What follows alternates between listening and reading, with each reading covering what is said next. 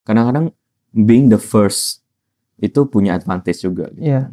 Being the first, karena dulu belum ada e-commerce yang gede, belum ada logistik kayak Gojek dulu, itu new innovation, belum ada fintech yang besar. Jadi if you are the first, naturally you have advantage gitu. True. Although memang marketnya kadang-kadang perlu kita bangun, makanya perlu, kenapa orang bilang perlu fundraising. Sebenarnya konsep bakar duit yang kita sering dengar sekarang itu, kalau di manage dengan baik sebenarnya itu bagus, karena kita perlu untuk mengedukasi atau mengakuisisi user. Kalau nggak ada duit marketing itu ya kita nggak mungkin expect orang tiba-tiba, Gojek lucu ya kita pakai gitu kan. Perlu diviralin gitu, bahkan saya waktu transisi dari dunia profesional ke bangun company pertama saya juga, saya menggelontorkan dana sendiri, mengeluarkan uang sendiri, 1 tahun 2 tahun tidak mengambil gaji.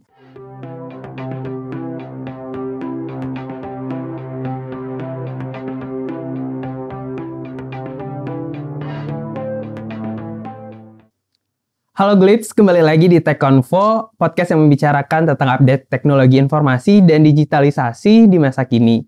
Bersama aku Gary yang akan membantu percakapan kita kali ini. Nah, di season 2 kali ini kita hadir dengan suasana baru, vibes baru, dan semangat baru yang siap memberikan informasi dan tips kepada Glitz-Glitz nih. Ngomongin soal semangat, nih narasumber kita kali ini nih bisa dibilang icon of spirit nih. Banyak kisah-kisah inspiratif, banyak pengalaman di dunia teknologi informasi dan di bisnis. Langsung aja mungkin kita kenalin Pak Riswanto sebagai managing partner dari Launchpad. Oke, thank you tim Indocyber udah ngundang saya ke sini. Thank you for having me.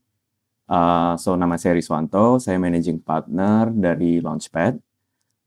Sebelumnya saya juga pernah berkarir di perusahaan teknologi dari Amerika. Kemudian di Indonesia juga memulai bisnis di teknologi ya, di IT. Oke, mungkin sebelum kita berbicara banyak nih Pak tentang karir Pak Riz di Amerika, mungkin di teknologi juga, gimana sih kira-kira pengalaman atau journey Pak Riz gitu dari mungkin pendidikan, ngambil sekolah yang berbasis teknologi gitu, mungkin Pak? Oke. Sebenarnya basis aku sebenarnya lebih ke teknik ya. Jadi waktu di SMP, SMA pun udah taunya kayaknya aku lebih condongnya ke sains dan teknologi ya, ke matematika, fisika, ketimbang sosial atau yang lain sebagainya. Jadi waktu masuk ke universitas itu otomatis udah jurusan teknik gitu kan. Cuma waktu itu sebenarnya saya lebih tertarik awalnya teknik kimia. Cuman waktu masuk ke college, masuk ke US, waktu itu kebetulan dapat kesempatan kuliah di US. Nah, kampus saya itu memang lumayan terkenal di teknik elektro gitu. Jadi saya penasaran, pengen coba-coba, dan waktu itu juga kayaknya udah lumayan hype tentang computer science ya. Jadi 2003 itu kan setelah, waktu saya masuk tuh 2003, dan itu kan setelah .com bubble dan sebagainya. Jadi waktu itu juga mulai ada produk teknologi, waktu itu udah ada Friendster, udah ada sebagainya. Jadi sebenarnya banyak sih ketertarikan di computer science. Jadi waktu itu saya memang ngambilnya elektro, kemudian ada ambil beberapa kelas di computer science. Nah, itu di sana saya mulai tertarik sebenarnya dengan dunia IT ya. Tapi memang saya lebih banyak di hardware, di perangkat keras ya. Jadi waktu itu saya ambil jurusan, karena saya berpikir kalau saya punya kesempatan kuliah di US, saya mau ambil yang paling susah gitu kan. Jadi saya coba ambil teknik elektro, tapi jurusan spesialisasinya di semikonduktor atau di chip ya, integrated circuits. Nah, waktu itu sebenarnya sempat kepikiran, wah kalau balik ke Indonesia nanti ada nggak ya karir di sini, kan perusahaan chipset atau IC atau fabrikasi semikonduktor kan jarang ya di Indonesia, nggak ada lah di Indonesia, banyak kan di Amerika, di Taiwan, di Korea. Cuman waktu itu saya pikir ya udah coba aja gitu kan, coba. Dan waktu itu setelah waktu saya kuliah sebenarnya memang sempat magang juga sih. Saya sempat magang di perusahaan teknologi, di chipset company juga. Akhirnya setelah lulus saya kerja di perusahaan ini namanya Analog Devices. Jadi mereka bikin chipset yang kalau mungkin teman-teman tahu Nintendo Wii, di dalamnya juga ada chipset itu. Dan juga beberapa produk elektronik yang lainnya gitu sih. Jadi saya mulai berkarir memang nggak kemana-mana sih jurusannya teknik elektro, kemudian kerjaannya juga berhubungan dengan teknik elektro. Dengan teknik elektro. Iya.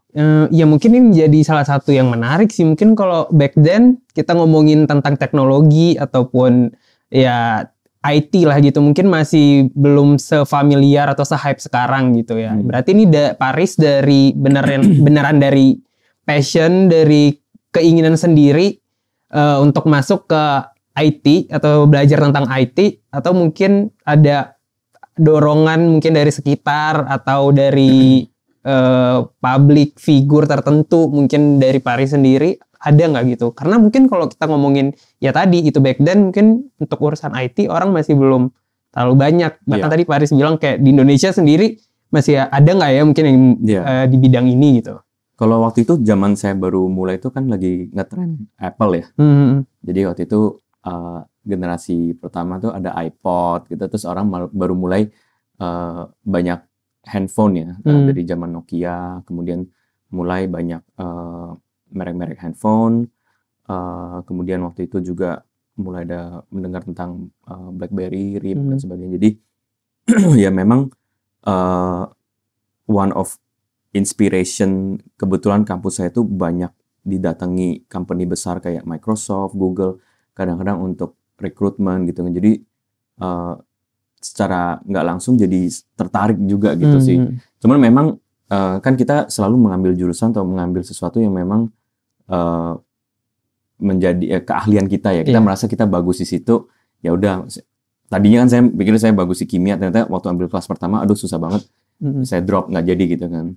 Akhirnya saya ambil elektro dan kayaknya saya cukup enjoy gitu sih. Jadi mulai banyak mengembangkan ilmu lah. Saya juga waktu itu mulai waktu di kampus itu saya inisiatif sih. Saya cari kerjaan sendiri, nambah ilmu lah, ilmu untuk kalau di IT gimana sih.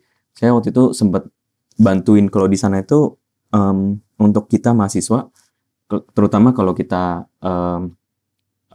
foreigner ya, asing gitu. Kita perlu dapat namanya social security. Nah, dengan ada social security itu ibaratnya kayak NIK kita kali atau KTP, kita bisa cari kerjaan. Nah, waktu itu saya sempat magang bukan magang sih, tapi kerja part time lah di kampusnya. Itu di IT helpdesk. Jadi sebenarnya IT helpdesk itu kita ada helpdesk satu ruangan, telepon gitu biasanya kalau fakultas atau student atau guru-guru dosen gitu ada masalah dengan sistem IT atau email atau apa, kontaknya ke kita gitu. Kita bantu solve. Pakai itu setting email, password, atau ada sesuatu di website yang issue atau lag gitu ya.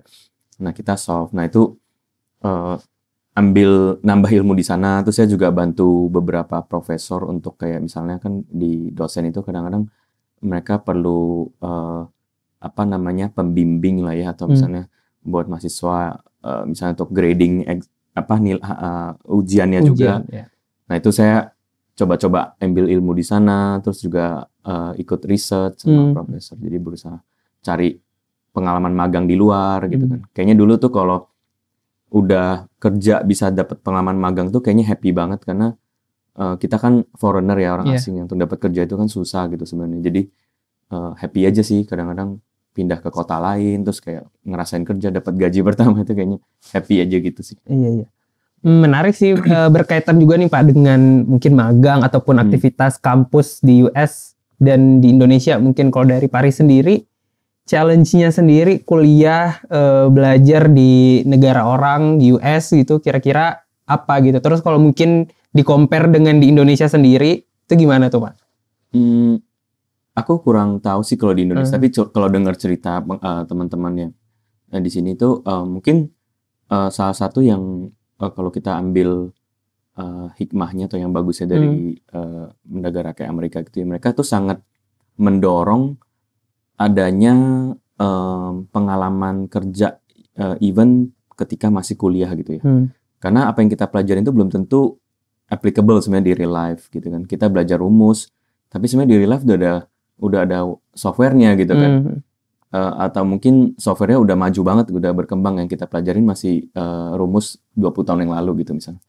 Nah itu sebenarnya sesuatu yang aku merasa sangat useful gitu sih di sana. Kalau pengalaman sih sebenarnya kita kan budaya timur ya, orang Asia tuh kadang kita malu gitu, malu bertanya. Kalau saya pelajari itu untuk bisa sukses. Kenapa di Amerika tuh banyak melahirkan perusahaan teknologi besar kayak Facebook, Google.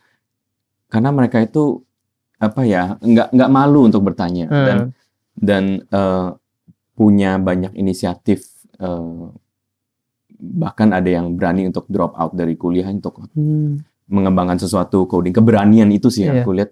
Kadang-kadang negara maju itu mungkin mereka jauh lebih berani daripada kita yang dari timur gitu ya, dari Asia gitu sih. Jadi sama kompetitifnya sih, saya di sana itu waktu saya kuliah di sana kayaknya ya banyak lah yang pinter-pinter gitu kan. Kita dulu berpikir kita lumayan lah dapat nilai bagus di SMA, tapi begitu ke sana, saingannya jauh-jauh lebih pintar dari China, dari India gitu kan, dari orang-orang yang memang sangat pintar dan berbakat juga gitu. Iya.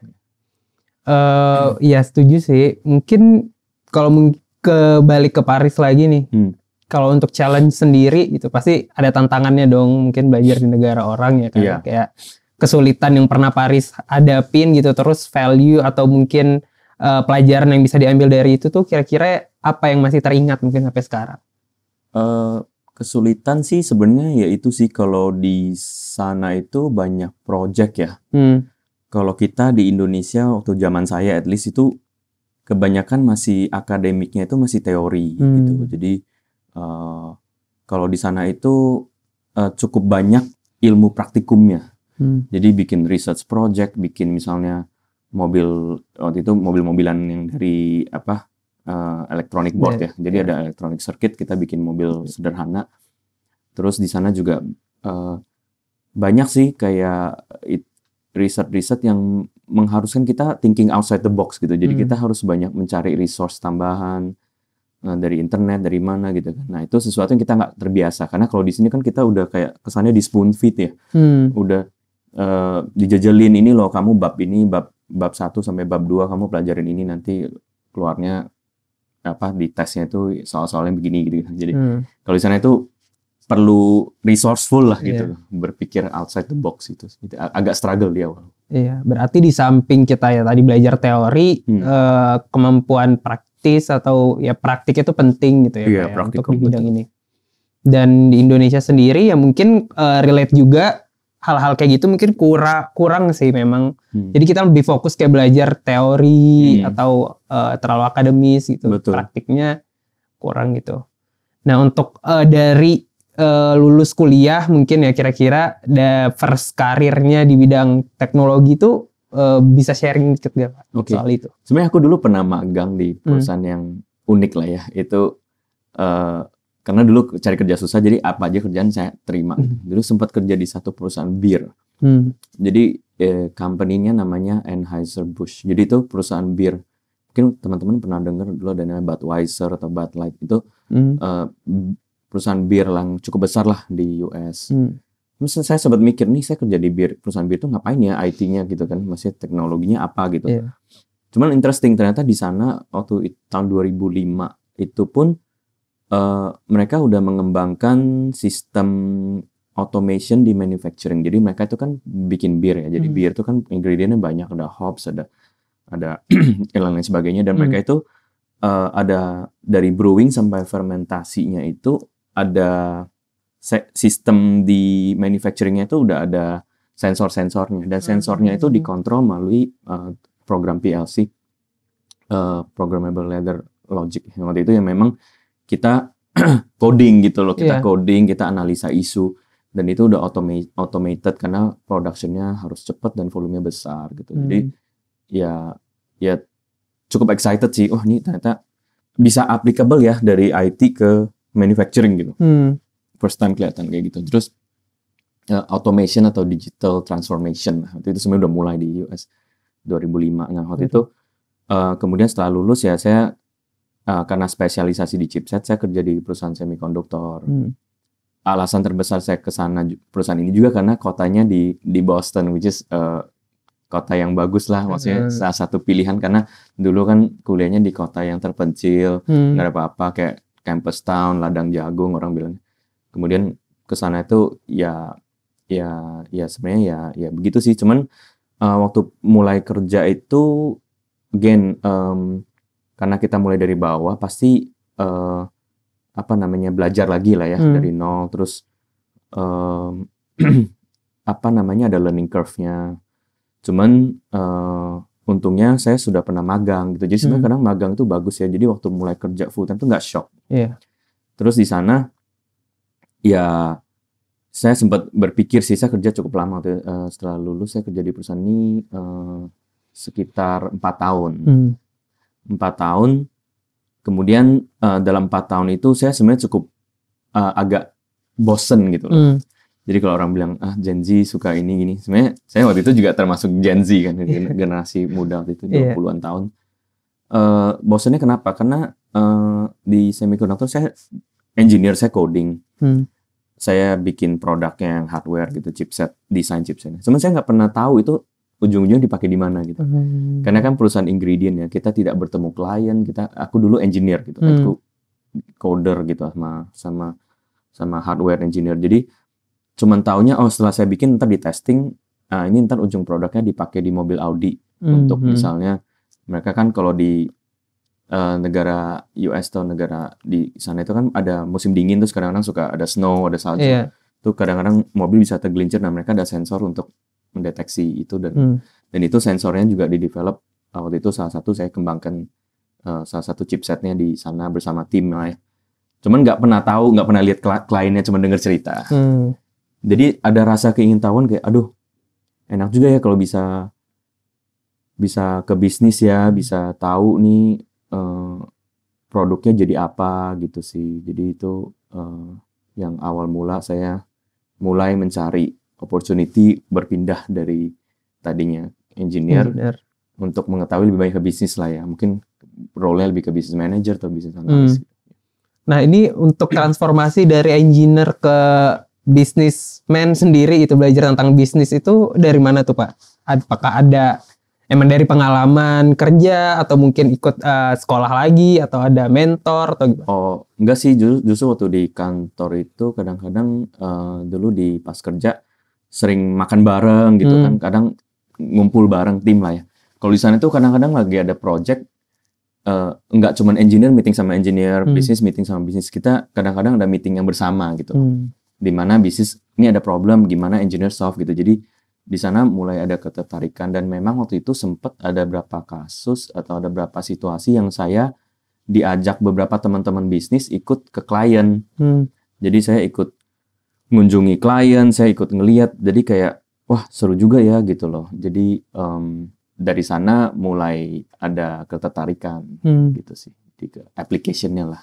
Berarti emang dari sekitar dari partner kerja, mungkin dari kerja yang.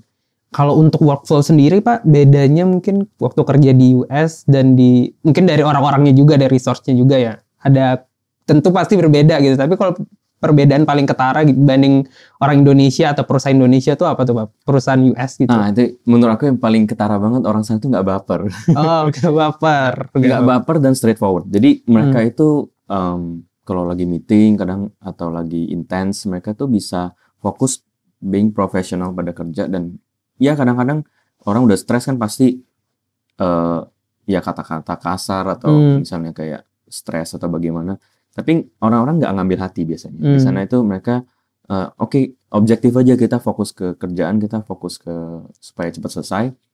Nah setelah itu mereka bisa ngumpul bareng lagi, makan, minum gitu kan. Jadi nggak baper di situ sih, dan memang mereka sangat efisien. Kenapa? Karena mereka itu sangat menghargai waktu privacy mereka. Gitu. Jadi di luar jam kerja sebisa mungkin mereka itu nggak mau ada kesibukan kerja lagi gitu kan. Ke budaya Barat biasanya mereka nggak ada kayak sekarang lah yang startup culture gitu. Dulu tuh mereka lebih kayak ya udah di atas jam 6, jam 7 ya kalau bisa dia akan fokus ke pribadi atau keluarga. Jadi selama kerja itu mereka fokus banget gitu dan sangat efisien itu sih.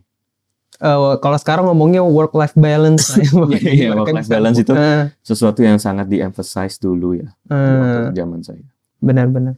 Kalau untuk engineer sendiri nih Pak, tadi kan Pak Aris juga awal karirnya bekerja sebagai engineer gitu kan.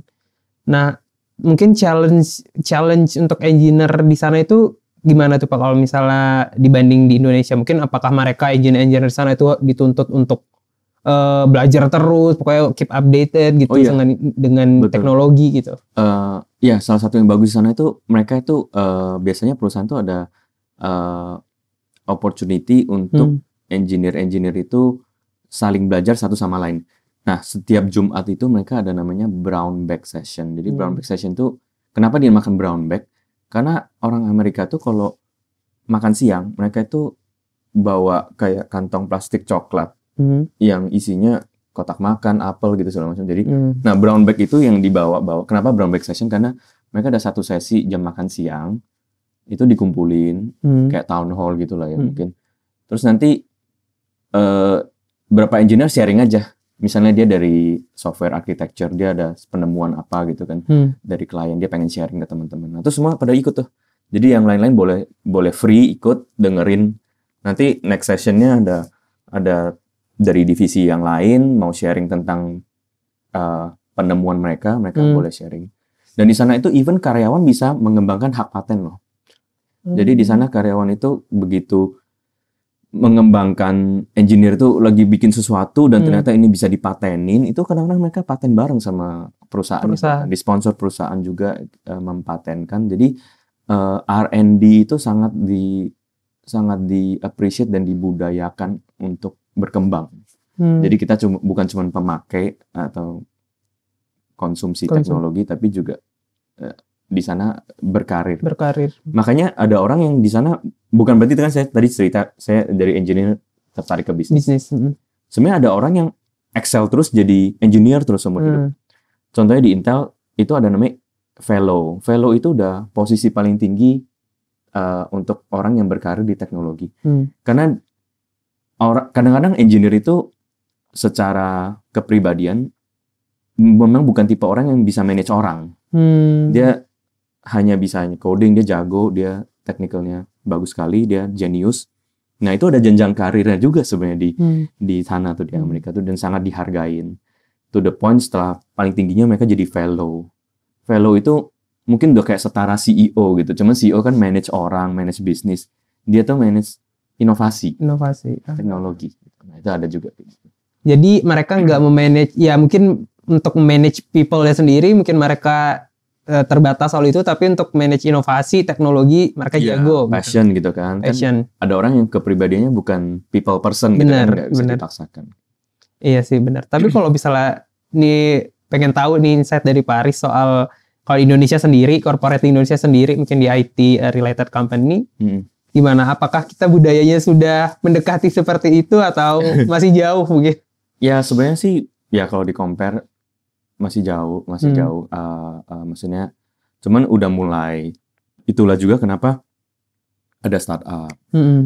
Kalau dulu kan orang berpikir inovasi dari US, jadi misalnya kayak Intel sama Amazon ataupun Microsoft, dia nggak bangun R&D center di Indonesia. Kenapa? Karena talentnya kurang. Yang bisa sesuai dengan level mereka kurang. Jadi begitu Microsoft sama Intel masuk ke sini, yang dia bangun cuma kantor perwakilan. Ujung-ujungnya kerja di sana hanya sales, paling mentok test engineer. Tapi kebanyakan sales dan marketing. Even waktu saya baru balik ke Indonesia itu 2011 pun saya sempat ngerasain Intel. Waktu saya kerja di Intel, itu Intelnya Indonesia sama Intel Amerika kok beda banget gitu. Kayak sini tuh benar-benar udah fokusnya barang jadi, udah jualan aja, bikin marketing atau pemerintah gitu-gitu. Nggak ada inovasi. Teman saya sempat berkeliling waktu di Intel kan perusahaan global, saya ke India, ke China. Nah, saya lihat di India udah ada R&D center isinya ratusan orang. Di Taiwan udah ada R&D center isinya ratusan orang. Ya karena mungkin itu butuh waktu lah ya, proses. Satu, transformasi digital. Kedua, pemerintah juga dari negara-negara itu kan mulai mendukung, mensupport pengembangan ilmu, insentif yang bagus dari pemerintah supaya perusahaan R&D mau masuk di sini, mau bangun. sesuatu gitu kan. Jadi ya itu yang aku melihat belum, tapi hopefully dengan perkembangan zaman, dengan adanya startup-startup yang berkembang di Indonesia, dengan pemerintah yang lebih melek teknologi, hopefully ya bisa ya. Jadi ya sebenarnya kalau kita lihat SDM, kalau dari SDM-nya mungkin bisa, cuman wadahnya gitu ya Pak ya, wadah dan support dari pemerintah ataupun dari pemilik perusahaan itu sendiri gitu. Mungkin sebenarnya aku pernah ketemu orang-orang engineer di Indonesia yang menurut aku pintar dan jago. Bahkan banyak yang jago banget terus sukses berkarir di negara lain. Mereka juga menemukan paten dan sebagainya. Bahkan ada satu perusahaan semiconductor Marvell di US di California. Itu foundernya orang Indonesia, Pak Sehat Suteja. Wow. Nah itu menurutku sebenarnya talent ada, cuman kadang-kadang mungkin jam terbang. Jam terbang. Kalau di sana kan kayak tadi saya cerita, kita di kuliah aja udah magang di Microsoft, di Intel. Mereka di Indonesia kan nggak ada itu. Yang magang juga paling magang kerjain basic coding atau yang belum terlalu high tech gimana gitu. Jadi itu kadang-kadang jam terbangnya yang kurang sih. Iya, pembatasnya masih kuat lah gitu. Anak magang ngerjainnya ini doang gitu. Yang mostly ya memang pekerjaannya ya repetitif dan yang enggak, ya mungkin sekarang semakin membaik gitu lah. Kalau untuk Nadian kita ngomongin soal startup nih Pak, ke Paris juga mungkin banyak pengalaman di startup. Nah kalau di Indonesia sendiri gimana nih dinamika startup di Indonesia sendiri? Oke, startup itu menarik. Jadi sebenarnya tahun 2011 saya masih ingat tuh, waktu saya baru balik dari Indonesia itu mungkin kita termasuk generation one ya, yang waktu itu semua banyak teman-teman saya, peer saya yang semua kayak, wih Indonesia lagi mulai oke nih kayaknya nih, banyak perusahaan teknologi lagi mau ekspansi di Indonesia nih, balik yuk. Jadi waktu itu banyak teman-teman yang emang udah berkarir di Silicon Valley di mana, terus balik. Nah saya waktu itu ingat waktu saya memutuskan waktu itu balik pun, saya bingung antara tetap kerja di perusahaan multinasional kayak Intel gitu. Waktu itu saya posisinya lagi kerja di Intel. Memutuskan untuk balik ke Indonesia. Cuman ada tawaran untuk ikut startup yuk, Nah, waktu itu ada menawarkan, saya ingat, dari grup Rocket Internet. Nah, Rocket Internet itu sebenarnya it's a venture builder dari Jerman. Mereka itu membangun yang sekarang ada Lazada, Zalora, itu semua dari sana, dari Jerman. Jadi mereka itu kebanyakan tuh mengcopy satu ide atau teknologi memang udah proven di asing, dibawa ke Asia. Sempat waktu itu ngajak, mau nggak jadi managing partner atau apa di sana, di salah satu venture-nya Rocket Internet. Cuman saya waktu itu masih belum nyaman karena saya pikir ini risky banget ya gitu kan, masih dari perusahaan IT tradisional, jadi saya tetap di sana. Cuman saya lihat sendiri teman-teman yang balik dan mulai dari nol, akhirnya sekarang jadi sukses gitu kan. Kadang-kadang it's the advantage of time ya. Contohnya Nadim kan dulu sempat foundernya Gojek juga sempat berkarir di Zalora atau di grupnya Rocket Internet ini gitu kan, dan beberapa founder-founder lain yang kita kenal sekarang, we call them the generation one founder gitu. Jadi ya dulu sempat jatuh bangun juga, akhirnya kadang-kadang being the first itu punya advantage juga gitu. Being the first, karena dulu belum ada e-commerce yang gede, belum ada logistik kayak Gojek dulu, itu new innovation, belum ada fintech yang besar. Jadi if you are the first, naturally you have advantage gitu. Although memang marketnya kadang-kadang perlu kita bangun, makanya perlu, kenapa orang bilang perlu fundraising. Sebenarnya konsep bakar duit yang kita sering dengar sekarang itu kalau di manage dengan baik sebenarnya itu bagus, karena kita perlu untuk mengedukasi atau mengakuisisi user. Kalau nggak ada duit marketing itu ya kita nggak mungkin expect orang tiba-tiba Gojek lucu ya kita pakai gitu kan. Perlu diviralin gitu, kayak dulu orang kan mulai pakai Gojek, seingatku waktu pas Lebaran mereka ada kayak promo 5.000 rupiah dibonceng. Bener. Nah itu terus ada diboncengin artis gitu. Jadi maksudnya ya itu menjadi pivotal gitu loh. Cuman dulu kan valuation reasonable gitu kan. Sekarang kan ya seiring berjalannya waktu mungkin the abuse of the system ya.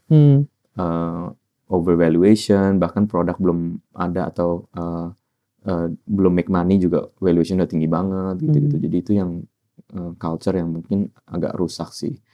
Soalnya kalau kita compare dengan US, di Amerika sendiri kan sebenarnya kalau boleh dibilang Facebook itu dulu startup gitu loh. Tapi mereka emang fokusnya adalah bangun sustainable, long lasting company.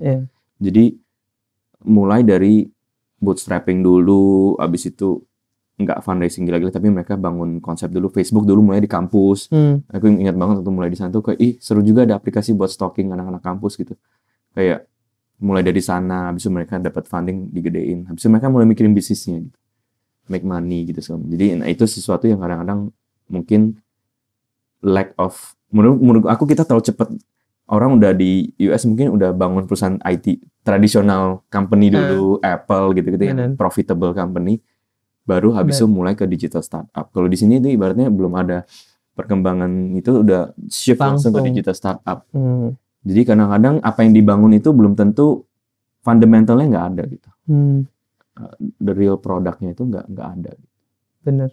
Nah ini juga menarik sih sama the ideas of kenapa mungkin orang-orang yang udah settle di US, mungkin di Silicon Valley tadi gitu, decided untuk balik ke Indonesia, membangun startup tuh kira-kira sebenarnya motif behind itu tuh apa tuh Pak? Apakah memang mereka purely melihat sebuah chance di Indonesia dengan startup ini atau gimana tuh? Ya banyak motif sih yang pasti, yang motivasinya pasti yang satu pengen sukses, pengen kaya lah. Itu everybody wants to be successful.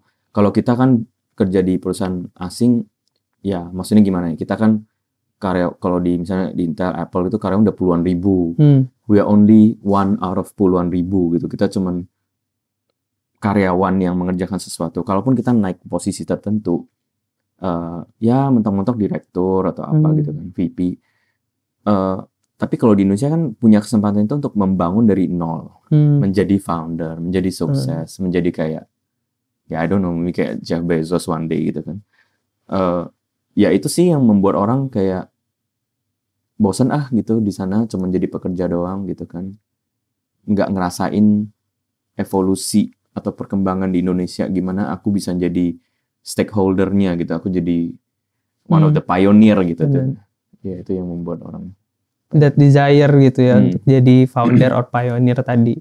Tapi kalau misalnya kita ngomongin sekarang kan kayaknya apa-apa orang kayak bangun startup yuk biar anak muda, anak Gen Z itu bangun startup yuk. Itu sebenarnya makanya kalau kita lihat dari settle bisnisnya sendiri, sebenarnya gimana tuh Pak Aris ngelihat sekarang kayak anak-anak muda yang apa-apa mau buat startup gitu? Ya itu sih mungkin mindset yang udah salah ya. Karena sebenarnya kalau bangun company itu ya jangankan startup lah, bangun apapun sebenarnya kan perlu modal. Kita buka warung pun perlu ada modal sendiri sebenarnya. Kita buka usaha baju, usaha apapun perlu modal sendiri. Nah sama ide untuk bangun company itu harusnya bermulai dari keinginan benar-benar ini mau jadi company-ku, which is aku perlu, ini adalah hidup matiku, jadi aku perlu taruh duit di sana, aku perlu konsentrasi di sana. Dan bahkan saya waktu transisi dari dunia profesional ke bangun company pertama saya juga, saya menggelontorkan dana sendiri, mengeluarkan uang sendiri, 1 tahun 2 tahun tidak mengambil gaji, benar-benar struggle sampai akhirnya bisa profitable, bisa make money. Nah cuman sekarang kan orang udah ada luxury, kamu ada ide aku danain deh gitu. Jadi mental tuh kadang bermunculan bahwa aku sekedar punya ide sama pitch deck, aku present aja ke investor, nanti jual persona atau jual story, terus ya visi kasih duit gitu. Nah itu sempat terjadi tuh, cukup common. Jadi orang tuh nggak, kita panggilnya apa ya kalau bahasa Inggrisnya, no skin in the game gitu loh. No skin in the game artinya kamu nggak merasa ini hidup mati lo gitu. Jadi banyak orang bangun startup tuh karena merasa kayak ya udah gue jenuh deh sama kerjaan gue, bosen. Terus kayaknya startup teman-teman seru tuh, kayak baca berita dapat funding jadi sukses, beli mobil baru gitu. Mau deh gitu bikin startup. Jadi when they build startup itu nggak bener-bener motivationnya mau bikin company ini gede dan ini adalah kayak mereka punya passion. Kalau di US tuh kita dengar cerita orang drop out bangun company yang sukses. Stanford drop out, Harvard drop out. Mereka meninggalkan universitas yang begitu prestigious, begitu bagus untuk bangun satu. Berarti kan mereka hidup matinya di sana. Mengeluarkan saving bangun company. Kalau di sini kan banyak yang mindsetnya karena jenuh, karena FOMO, fear of missing out. Orang-orang pada ini ada bikin startup. Itu yang menurut aku harus diubah. Tapi yang menarik juga adalah tadi soal idea gitu Pak. Banyak yang menganggap bahwa ya idea is bigger than anything gitu. Kayak kalau nggak semua orang bisa punya idea, tapi semua orang bisa punya uang, tapi nggak semua orang bisa punya idea gitu. Mungkin itu salah satu juga yang nge-force mereka buat berbondong-bondong bangun startup mungkin ya Pak ya. I mean idea is, kan orang paling sering ngomong idea is only 1%, 99% is execution. Ide itu murah gitu loh. Jadi ada orang kadang-kadang kayak berpegang erat pada idenya, nggak mau sharing. Saya dalam hati sekarang orang mau cari ide aja, Google aja idea startup ideas itu yang muncul banyak. Kita baca-bacain. Ide itu udah nggak terlalu gimana, kecuali kamu memang menemukan paten. Misalnya aku bisa image compression, data compression 90% lebih, aku ada algoritmanya, itu aku patenin. Nah itu something. Tapi kalau misalnya ide, aku mau bikin warehouse yang bisa jadi co-working space, aku mau mengubah tempat retail yang kosong bisa jadi jualan juga gitu. Ya itu kan something yang common ya. Maksudnya ideas is cheap sebenarnya. Jadi balik lagi ke eksekusi lagi dan lagi ya Pak ya. Iya, execution, sustainability bisnisnya, unit economics-nya, bisnis modelnya gitu. Tapi kalau misalnya kita lihat nih Pak, kayak future software engineer atau programmer di Indonesia, itu kalau dari kacamata Paris sendiri, apa sih sebenarnya yang harus diimprove nih dari kita supaya ya at least kita bisa sedikit compete dengan US gitu. Ya harus tetap nambah ilmu sih. Jangan pernah comfortable where you are. Kan ada orang yang misalnya aku udah jago bikin modul ini di Java, aku udah bisa menguasain coding language misalnya C atau object atau apapun itu, atau aku udah bisa Python, ya so what gitu kan. Tapi kalau misalnya kamu nggak bisa kayak ibaratnya ngembangin lebih atau mengikuti menyesuaikan dengan perkembangan teknologi, dan kamu akan ketinggalan gitu loh. Sekarang orang udah ada ChatGPT, udah ada automation segala macam. Jadi sebenarnya rasa keingintahuan dan rasa ingin terus menambah ilmu dan belajar tuh penting banget. Jadi jangan cuma stuck di satu role, udah nyaman, terus kayak teman-teman minta bantuan nggak dibantu, atau nggak mau ambil kelas tambahan, nggak mau belajar lagi itu dan kita akan ketinggalan gitu sih. Karena di negara sana kan perusahaannya yang teknologi yang maju banget banyak, di sini kan belum. Although udah mulai sih, udah banyak transformasi digital gitu kan. Contohnya Indosiber sendiri kan, saya yakin banyak lah mungkin ngelayanin klien-klien yang butuh solusi transformasi digital. Jadi makanya sering ada bootcamp kan. Misalnya saya dengar ada bootcamp, ada kelas-kelas training. Dan itu sebenarnya is good gitu loh. Kalau misalnya prinsipal ada misalnya dari teknologi asing gitu ya. Contohnya sekarang ada automation, mungkin ada company kayak UiPath, ada apa. Kalau mereka mau kasih training, mau ada bootcamp itu harus ngikutin gitu loh. Dan sekarang lebih enak lagi karena dulu training offline, sekarang udah banyak di mana-mana online. Cari di YouTube, di LinkedIn juga ada free learning, ambil certification. Kadang-kadang malah di Indonesia tuh Google atau Microsoft suka kasih certification program ya, atau training. Nah itu banyak sih kelas bisa, just need to get the knowledge sama dipraktekkan. Dipraktekannya apa ya? Di kerjaan. Lagi dan lagi praktek ya Pak ya. Praktek untuk mengimprove skill itu, jadi nggak hanya teori doang, tapi ya mengeksekusinya, prakteknya juga bisa gitu. Iya, betul. Iya sih, setuju sih dengan berarti balik lagi ke kemauan diri sendiri untuk terus improve gitu ya. Cari pengetahuan, belajar. Salah satunya tadi dari bootcamp ataupun dari course-course gitu yang relate dengan keahlian kita gitu. Nah, mungkin tadi kita banyak bicara soal hard skill nih Pak, gimana kita improve knowledge itu, improve update dengan teknologi. Nah, kalau dari soft skill sendiri, kira-kira dari Pak Riz sendiri ada nggak sih kayak, sebenarnya kita tuh harus mempertajam di time management, sebenarnya kita tuh harus mempertajam di leadership, atau kalau dari Pak Riz sendiri gimana? Ya kita kan namanya manusia sejago apapun kan nggak bisa kerja sendiri ya. Bagi kita di budaya Asia yang banyak, even kita di kampus saya ada kerja kelompok, ada apa. Sebenarnya communication skill tuh very important. Dari pengalamanku melanjutkan project dari dulu sampai sekarang tuh, ataupun kerja di perusahaan itu banyak kan kegagalan atau dispute terjadi karena lack of communication. Jadi mengasumsi, saya asumsi kamu udah tahu, saya asumsi kamu ini, saya nah yang sangat bagus kalau kita lihat di negara asing itu, mereka itu yang tadi belak-belakan tapi objektif, nggak baperan, nggak senggol-senggolan gitu kan. Kalau di Indonesia kan suka senggol-senggol, baper, ntar kesel gini-gini kayak. Nah, the ability untuk conflict management sama untuk communication itu penting banget gitu. Jadi itu yang aku lihat kadang-kadang negara maju tuh hebatnya di situ. Mereka bisa banyak topinya. Nih topi aku lagi kerja, ya udah topi profesional. Aku objektif. Aku nggak main perasaan. Aku nggak baper. Nah itu soft skill dan kemudian leadership lah ya. Leadership kan. Makanya saya juga ngeliat sendiri waktu saya kuliah, yang ngangkat tangan banyak kan bule-bule gitu kan, orang India, kita orang Indonesia, orang Asia tuh diam aja gitu. Nah itu sebenarnya dari sana udah kelihatan gitu, orang yang berani, orang yang mau take leadership itu biasanya yang bisa sukses gitu loh. Dan ya itu soft skill, mungkin ya kita perlu lebih memberanikan diri aja sih, lebih pede lah gitu loh. Maksudnya kita juga nggak kalah kok sama orang-orang lain, maksudnya kita juga ilmu itu bisa didapat kok gitu kan.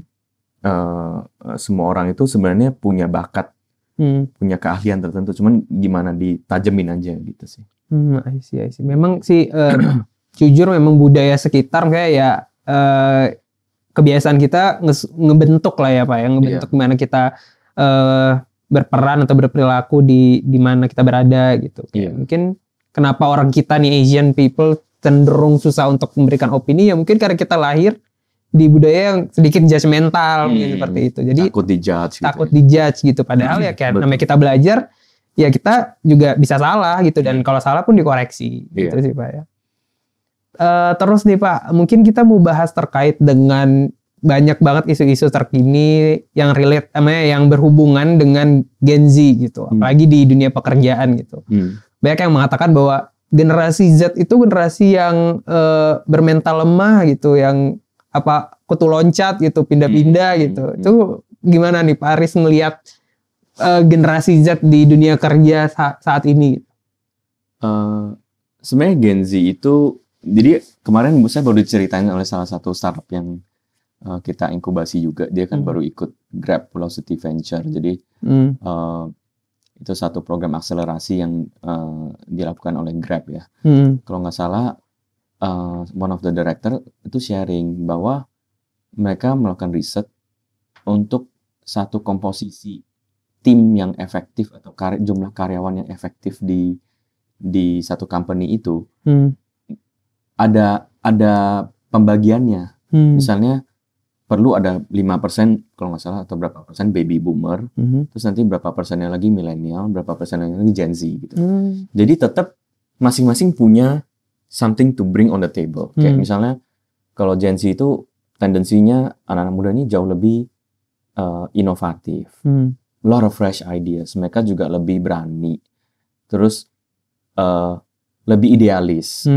Nggak necessarily bad ya, idealis atau punya sesuatu. Tapi mereka juga cenderungnya ya itu punya kelemahan, plus point dan plus minus lah. Mungkin minusnya ya baperan, terus kayak labil, kayak mental issue lah gitu segala macam. Kalau yang Gen milenial pekerja keras, stick by the book rule gitu kan. Baby boomer ada lagi gitu kan, mereka punya plus minus. Jadi sebenarnya Gen Z itu kalau misalnya dibentuk dengan baik itu bisa bagus gitu. Nggak berarti semua Gen Z itu jelek. Memang orang sering dengar namanya generasi strawberry gitu kan, manja gitu kan. Iya, Ya itu iya. mungkin nggak cuman Gen Z sih aku lihat, ya generasi yang lalu semuanya juga ada lah manja. Manja itu ya kalau kita lihat negara asing, even kayak saya contohnya di China deh, saya sempat kerja atau saya sempat ke China, itu di sana mereka tuh kerja Senin sampai Sabtu loh, 6 hari seminggu, dan Sabtu pun kerja setengah hari gitu kan. Jadi dan kadang-kadang mereka itu rela, misalnya ngejar project, bisa hari Minggu pun kerja gitu. Makanya ada budaya orang bilang di China itu, apalagi dunia startup, karena waktu itu kan berkembang banget ya startup di China ya. Ada Alibaba, WeChat dan sebagainya. Mereka ada namanya 996 culture gitu. Jadi 9 AM to 9 PM, 12 jam sehari, 6-nya itu jadi 996, 6-nya itu 6 days a week. Jadi hidupnya kerja. Ya, I'm not saying that ini perlu kita encourage, itu bagus atau enggak, tapi semangat untuk sense of responsibility terhadap project, terhadap produknya, dan juga semangat juangnya itu ada gitu loh. Nah itu mungkin aku lihat Gen Z zaman sekarang itu mungkin karena orang tuanya dulu susah, terus anaknya nggak mau susah, dia nggak mau anaknya susah, jadi dimanja. Benar. Nggak usah stres lah, kamu gini aja. Jadi kayak ya it form gitu. Karena kayak kepribadian orang kadang terbentuk dari keluarga juga kan. Jadi sama lingkungan. Jadi maksud saya itu ya kadang-kadang kita sendiri kalau kita ngelihat teman-teman gue toxic, mereka tuh kayak kalau udah malas kerja tuh jelek-jelekin bos, ya kita jangan ikut-ikutan gitu loh. Ya maksudnya kalau ini udah males jadi kayak kita nyantai-nyantai aja yuk, toh terima gaji juga. Nah itu juga kan toxic ya. Iya. Karena kan you are not racing against other people, you are racing against yourself. Kalau mau hidup lu nggak maju-maju ya gitu-gitu aja ya dan silakan gitu kan. Gitu sih. Jadi balik lagi ada Gen Z yang kerja keras juga kok. Ada Gen Z yang tiba-tiba jadi juragan, makanya ada orang jadi juragan, jadi sultan gitu kan, sultan muda. Itu juga ada gitu. Ya balik lagi ke orang sih masing-masing. Benar-benar, berarti balik lagi ke individu masing-masing. Mungkin Gen Z di China mungkin punya semangat juang yang lebih tinggi, dan juga tidak menutup kemungkinan di Indonesia sendiri juga banyak Gen Z yang punya semangat juang, semangat kerja gitu ya Pak ya. Karena kan mediumnya udah beda ya. Benar. Mungkin sekarang mereka lihat sosmed, ada yang hidupnya enak ya, jalan-jalan terus kaya, aku mau deh kayak dia gitu. Jadi tergantung dari source of inspiration-nya dari mana. Benar. Ya itu kadang-kadang harus difilter juga. Ya. Ngomongin source of inspirations nih, kalau dari Paris sendiri ada nggak sih sebenarnya inspirasi yang menjadi acuan Paris hingga sampai saat ini gitu? Ya sebenarnya sih kalau inspirasi banyak lah ya. Mungkin ya dari orang tua saya sendiri kan dari kecil melihat yang hidupnya susah, bahkan papa saya itu dulu nggak kuliah gitu kan, nggak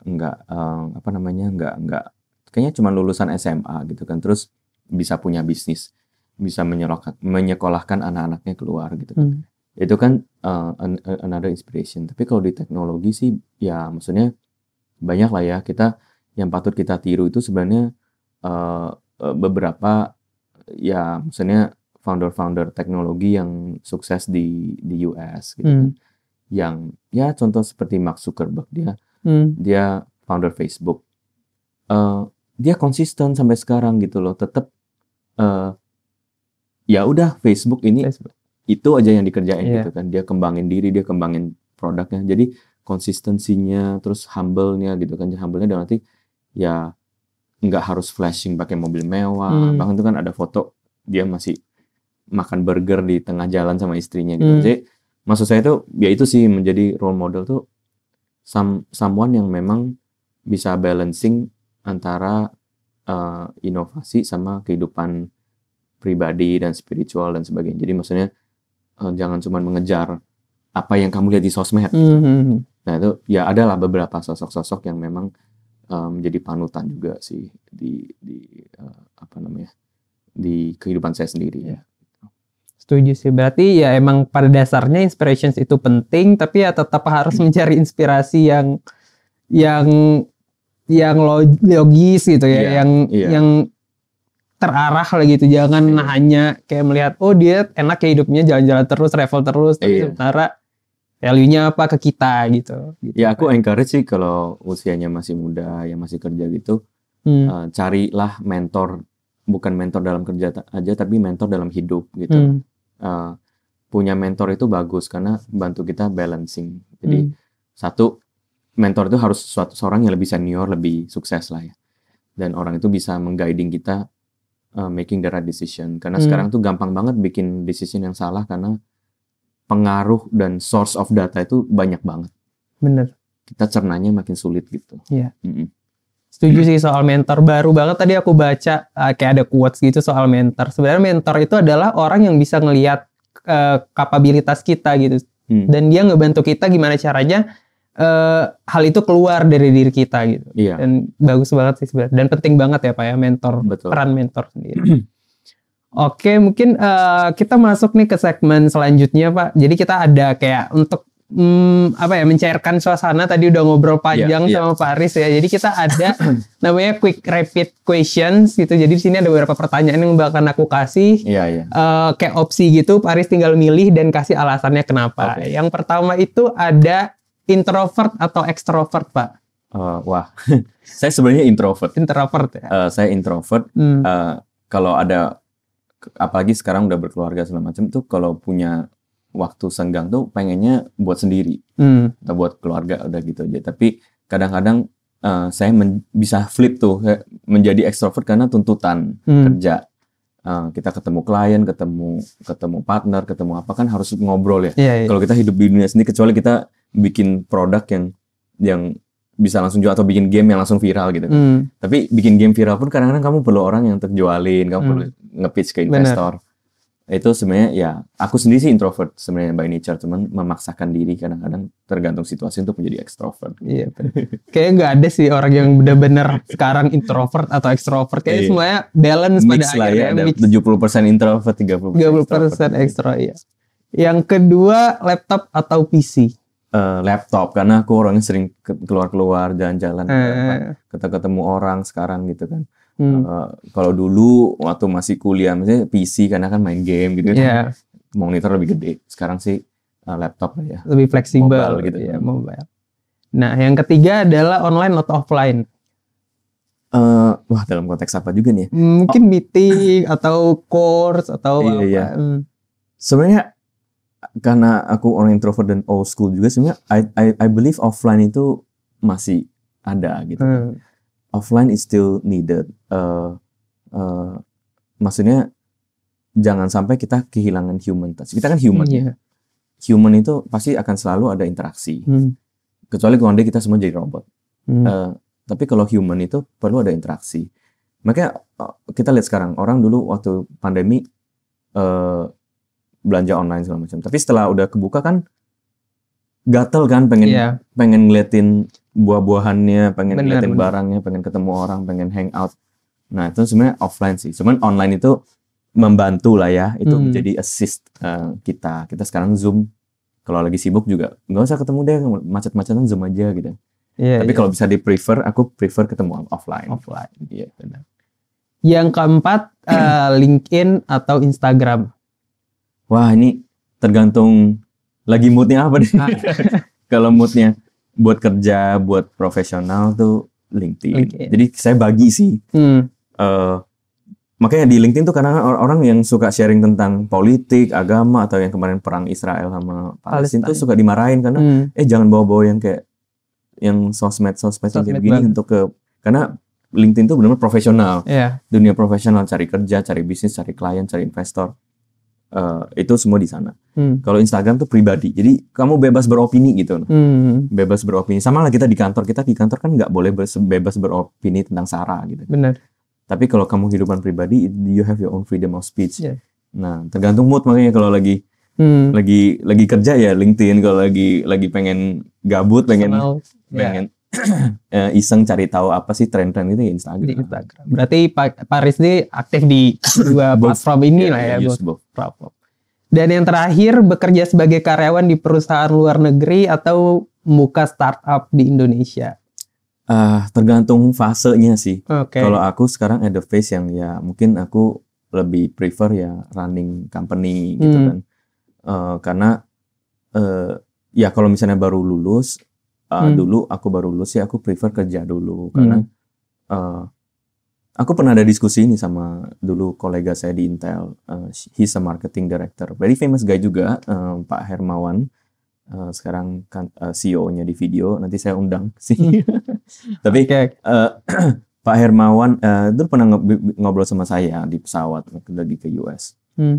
Mendingan bikin company itu setelah Bas baru lulus kuliah, Bas masih muda 20-an, atau bikin company itu pas kamu udah senior di C-level di perusahaan kerja sama orang, habis itu kamu keluar. By that time mungkin udah umurnya 30-40. Mixed response gitu. Iya, kalau misalnya kamu baru lulus tuh kamu fresh, semangat kerja terus gitu. Tapi kadang-kadang kamu nggak punya koneksinya. Benar. Kalau kamu udah C-level dari perusahaan asing, atau kerja di mana, kamu pasti udah punya network dari bisnis atau klien apapun. Nah, begitu kamu keluar bikin bisnis, kamu nggak mulai dari nol lagi. Kamu punya network itu yang kamu bisa leverage. Nah, itu yang menurut aku ya sekarang aku sih kalau advice buat anak-anak baru lulus tuh better cari kerja dulu. Jangan tergesa-gesa bangun sesuatu unless kamu bener-bener punya paten itu, kamu bener-bener yakin banget produk kamu ini nggak ada yang bisa bikin, kamu semangat banget kayak dulu Mark Zuckerberg bikin Facebook atau Jeff Bezos bangun Amazon. Then go for it gitu. Tapi sekarang kan ide udah banyak. Bener. Cari kerja dulu, bangun koneksi, dan bangun budaya itu. Jadi kamu ngerti, banyak orang yang bikin startup baru lulus, dia nggak ngerti cara running company. Karena belum pernah kerja di perusahaan. Iya, bener. Jadi biarpun dia dapat funding gede, perusahaannya berantakan. Karena kenapa? Karena dia nggak ngerti tuh ada SOP, ada struktur. Jadi kadang-kadang hire orang yang lebih pintar dari dia. Tapi orang yang lebih pintar dari dia mungkin belum tentu mau kerja dengan kok gue lapor ke anak ilmu saja. Iya. Jadi itu sih menurut aku, jangan tergesa-gesa sih bikin company. You need to build your maturity juga di how to run a company. Berarti looking for experience dulu gitu ya. Ya. Cari pengalaman di platform dimanapun gitu, entah bekerja atau mungkin entah ikut program apa gitu. At least kita dapat gambaran lah dunia kerja ataupun startup itu sendiri bakalan seperti apa. Gitu. Betul.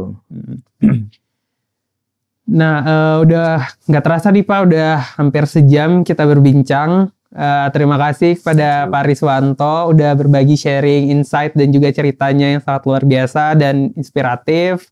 Semoga tadi insight-insightnya bisa bermanfaat nih untuk Gelip semua gitu ya.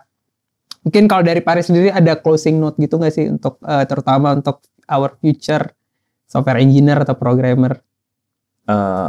Tadi sebenarnya udah dibahas sih. Ya itu sih menurut aku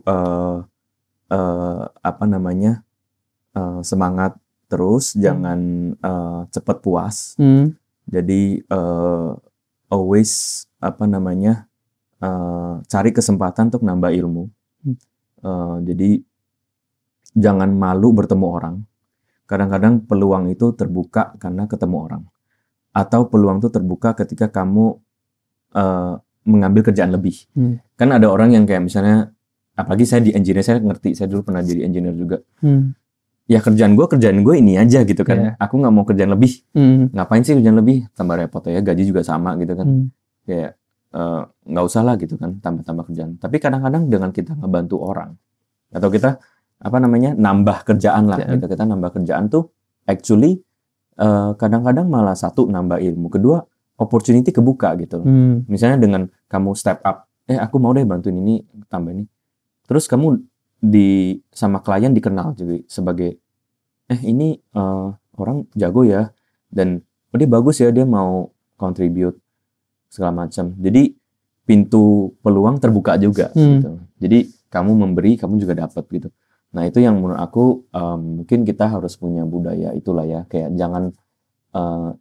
jangan dibatasin lah. Aku cuma maunya gini gitu. Ya ini tuh explore. Termasuk kayak dari pengalaman saya sendiri. Saya dulu cuman karir kerja sama orang gitu kan di perusahaan asing gitu. Kalau saya dulu nggak memberanikan diri ketemu orang atau ambil kerjaan yang ketemu klien, bisnis atau apa yang di luar dari comfort zone aku nggak akan bisa ketemu partner yang bisa merintis company gitu kan, bikin company, bikin ini. Jadi itu semua balik lagi ke diri sendiri sih, inisiatif lah. Jangan itu sih, harus ambil inisiatif lah. Bener, setuju.